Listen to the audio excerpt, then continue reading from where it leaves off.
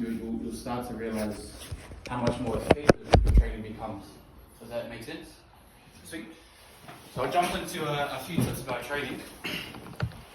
I've got a rule for myself. So the rule that I have, if you can master the first 3 days of someone starting, it will stay for a month.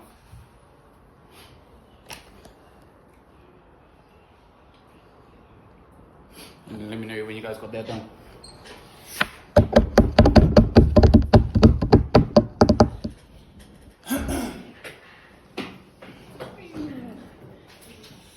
Sweet, everyone got that? So we'll go over the first day. So when someone comes into the business, what I usually tend to do, or what others tend to do as well within the company, is you want to spend at least 5 minutes getting to know the person before you even jump into any type of training at all.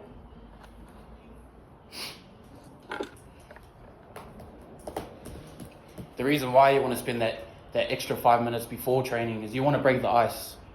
You know, like I was saying, when people come into the business, there's a lot of thoughts that are flowing through their mind. So you want to help them, make them feel more comfortable.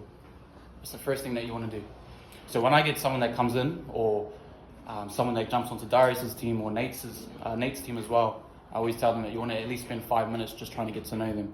Asking what their hobbies are, what they like doing, friends, family, and even other questions as well, like how do you like to be managed, or how do you like to take feedback? You know, these are the type of questions you want to be asking people on their first day. But cool, so your first 5 minutes is you want to just get to know them. And then the second part on the first day is you want to set the expectations and the company standards straight away. Everyone here knows what the expectations are, right? For one-offs, it's 2-3, you get leadership. For sign-ups, what's your guys' one? 12? 10 in the city, 12 already. Yeah, 10 in the city, 12 already. Cool. Now what I mean by expectations is when someone enters the business, I never tell them, I expect you to hit $500 today. I never expect you to hit 2 sales today. So why do you think that? Why do you think I don't take? Why do you think I don't say that? Just give it away. Exactly. The expectation is too high. When it's too high, it's unrealistic. So what I do is I always say to them, I don't expect you to get sales, but I expect 20 pitches. I'm trying to make them think process focused, not results.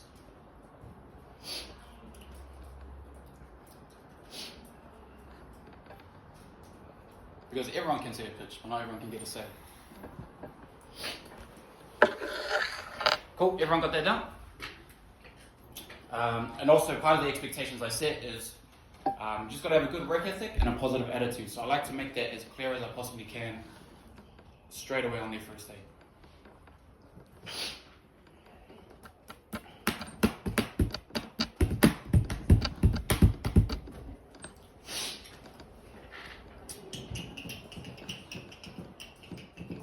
Cool. Before going out on field, this is what I do as well. So before you guys go out on field, you want to explain and preempt them about what the day is going to look like. Whether you're on B2B or you're on site, you want to preempt them what the day is going to look like ahead, right? For example, if you want to work at, let's say, where was I yesterday? Ferry terminal. If you want to work at the ferry terminal, you want to preempt them by saying there's a lot of foot traffic that's going to come past. So you're going to get a lot more rejections, but I'm going to be there to help you. And I'm going to show you how to increase your stopping numbers. So that's what you want to be telling them. You want to preempt them as much as you can about how the day is going to be.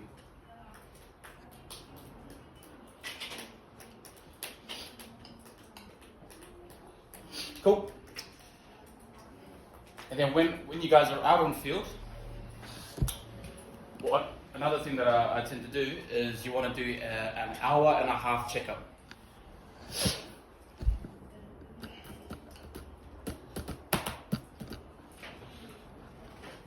So this is for more when you guys are on the field as well.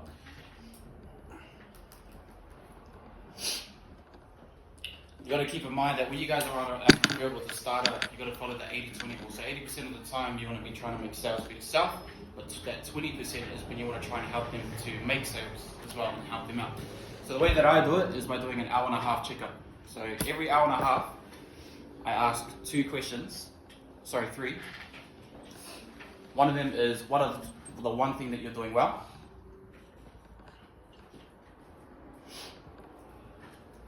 Something that you can improve on. And then give them one goal to focus on for the next time period, for the next hour and a half.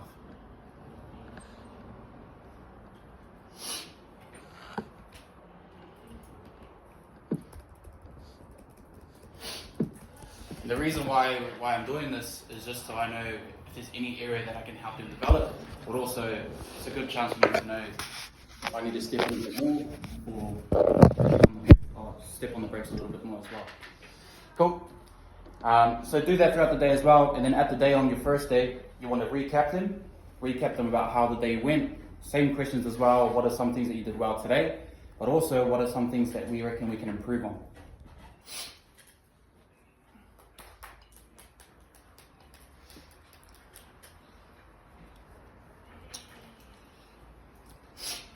And the goal of the first day is to try and get them excited for the next day.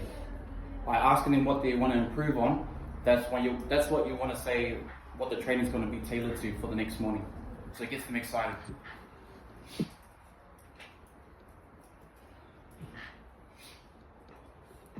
Remember, people are bought into the knowledge.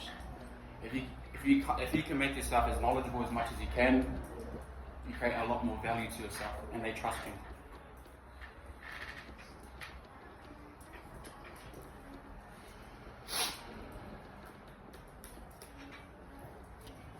Cool. And then day 2. So we'll go over day 2. So that's day 1. Everyone have any questions? Everyone all good with that? Sweet. So day 2. So day 2 is you want to go straight away over the KPIs of yesterday. Go over how many stops they've done, how many pitches that they got out, and how many conversions that they got from those pitches. And make them understand why that we track KPIs as well. Keep them process focused.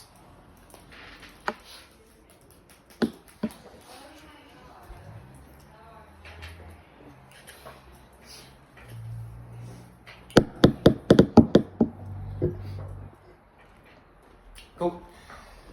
And then for this one as well, usually if it's on their second day, if their pitch is still shaky and they're still unconfident, you don't want to start teaching them the next topic. What you want to do is you want to scrap the booklet and you want to go straight into more pitch practice. And the reason why I say that is the pitch does most of the job for them. If their pitch isn't good, it makes the job a lot harder. So what you got to do as a mentor is you got to critique their presentation and help them develop their pitch to a good standard so they can start making some results as well. Like I said, if the pitch isn't good, it makes the job a whole lot more harder than it actually is. So what I'm saying is train people at the pace that they go. Does that make sense?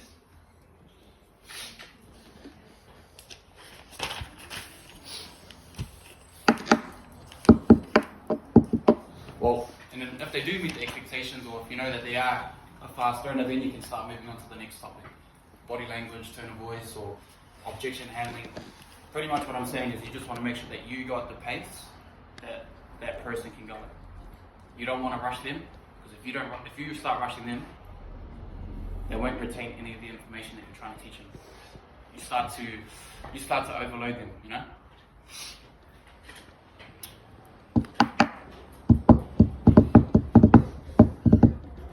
Cool. And then this is for day 2 as well. So same thing as well, hour and a half checkup throughout the day. You want to recap them at the end of that day as well and ask them what are some things that they did well and things they can improve on. But before you guys go out on field, you also want to make it clear that today you're going to not help them out as much. Does that make sense? Yep.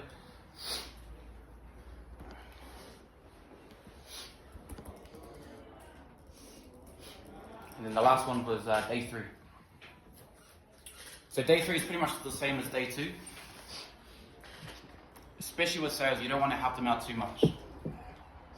So day 3, if they are more confident and they start picking up the pitch rate, that's when you want to start teaching them the next topic. So for example, like I said, it can be objection handling, tone of voice, body language.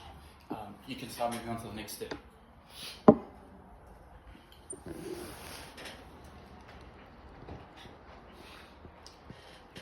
And same thing as well, preempt them about the day, ease off on helping them, and daily recap as well.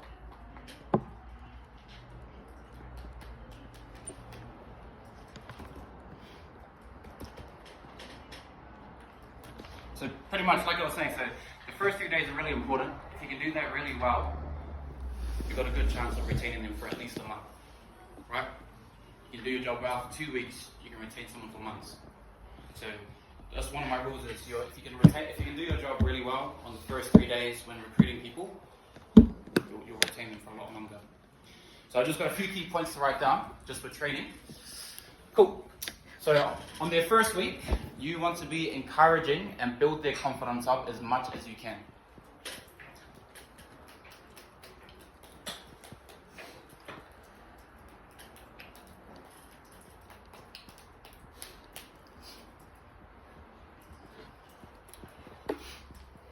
Sweet. Rahira, that's your name, eh? Sorry?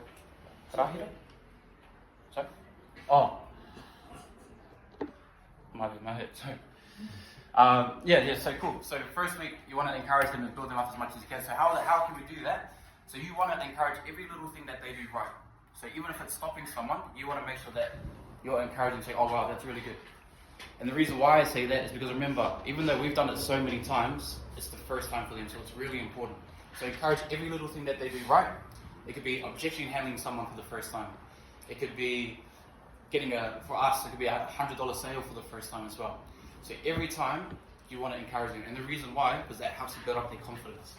And when they start building up their confidence, they're more likely to go out and smash some results. So that's the first point. So first week, you want to be as encouraging as much as you can and build up their confidence as well.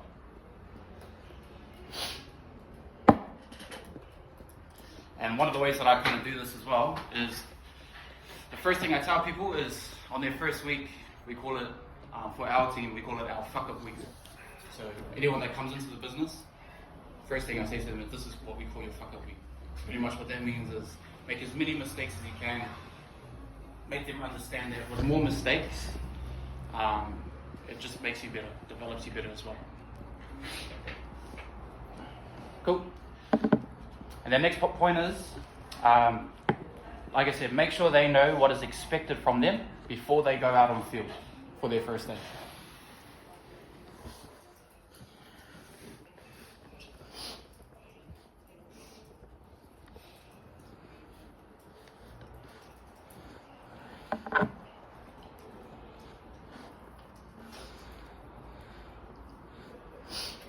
Next point is don't micromanage. Micromanaging is probably one of the worst habits to have when trying to train a team. The reason why I say not to micromanage is because it depletes motivation, but it also reduces productivity. It doesn't allow them to develop.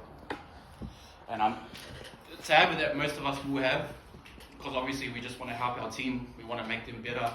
So we have that habit of just trying to get in and try to get that sale for them as well. Or ask them, oh, I like the way that you stop, but this is not how you do it. But if you keep micromanaging, like I said, it will just start depleting their motivation. They'll start thinking that everything they do is wrong. And that's not what you want to do. What you want to do is encourage them and build up their confidence, yeah? Sweet. And then a few last pointers as well. When training people, know it's important not to rush the manual, but rather for them to understand, or to have a solid understanding of the basic principles of sales. So don't rush the training manual. It's more important for them to understand the basic principles of sales, which is the pitch, the KPIs, how to stop customers, and also even other things like how to close. That's literally more important as well. Sweet. And then the last thing I have, before we jump to another activity, is you want to introduce them to the office, you want to introduce them to everyone, but you want them to shadow the high performers.